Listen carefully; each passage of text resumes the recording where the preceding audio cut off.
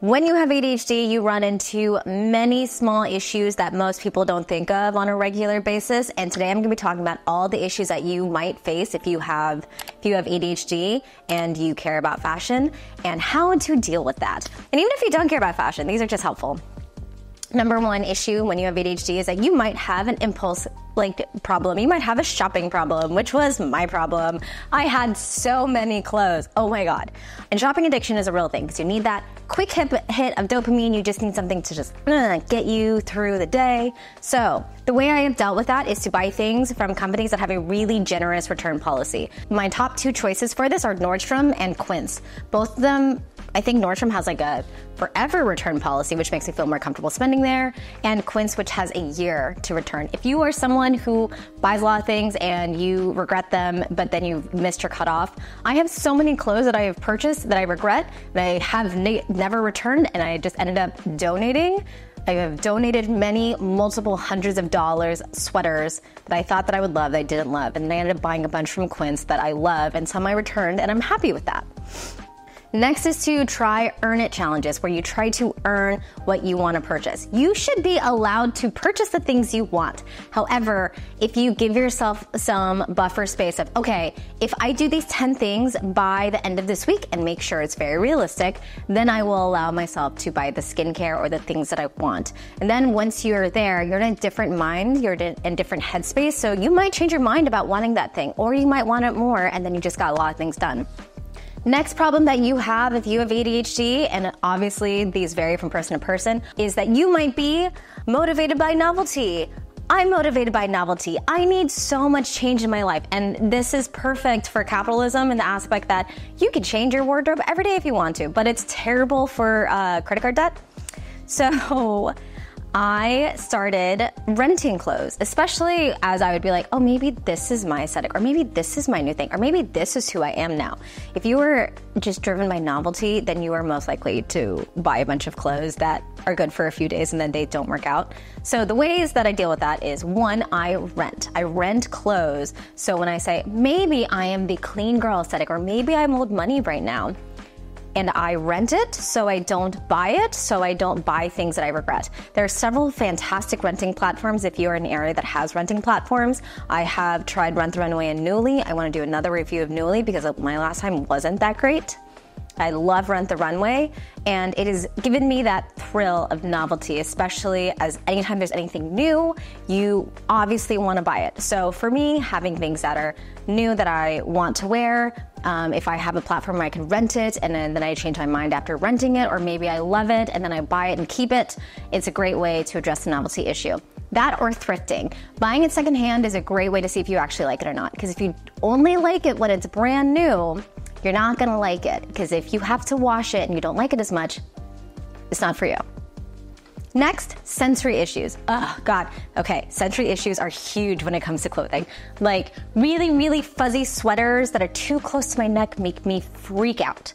It really depends. If you are someone who loves to have socks, then you have a specific type of sock that you want to wear. Or if you're like me and loves to be barefoot, but you have to be really careful about what you bring into your wardrobe. So the ways that I have dealt with sensory issues is I cut out tags. Just the itchiness of a tag, world of difference when you get rid of that. Next, I like to shop in person and touch everything, and if it feels even remotely wrong, I won't even buy it. But if you find fabric that you love, like for me, I really love cotton, I love linen, I love things that are breathable and just drape across my body and feel comfortable, then definitely make sure that you know what works for you. Next, cluttered closets and messy rooms. I know this is a very universal. I feel like someone would watch this and be like, well, I have all these issues and I don't have ADHD. I don't think you will have it as much as someone who has ADHD. So the way that I have dealt with the cluttered closet and the messy rooms is that I have learned from the minimalist. I have a decluttering rule for my ADHD. If it was covered in my dog's poop, would I wash it and keep it, or would I throw it away? If the answer is throwing it away, it's time to part with it. That, and I have learned my pain point locations. So I know my pain points. My pain points are getting undressed and getting into comfy clothes, and my shoes and my socks. So I found the way to deal with that is to keep all of my comfy clothes and where I keep all of my comfortable outfits in right next to my hamper. So my dresser is right next to my hamper. So the moment I get out of my regular clothes and I know that I am going to need to either put it away or throw it in the hamper, knowing me, I will need to throw it in the hamper because I won't actually go and I won't do the extra step of going into my closet and hanging it up again. So I'll just throw it in the hamper. And that's fine with me. That also means when I throw things in the hamper or when I get comfortable in my comfy clothes, that I can just throw it right there and I don't have the pain points of walking over a bunch of dirty clothes, because there's a lot of shame that comes with ADHD. So if you're seeing a bunch of messy clothes all over your floor, you're gonna have that shame. So just know your pain points and then just do small things to make a huge difference. That also means that my regular shoes that I wear on repeat are always going to be by the front door, because I want to be able to take them off and walk into my house the moment I come in. I don't want to just see them in random places. I don't want to be looking for them. They're all right there. I take them off the moment I get home. We've become a shoe-free home for that exact reason. That and I am Asian.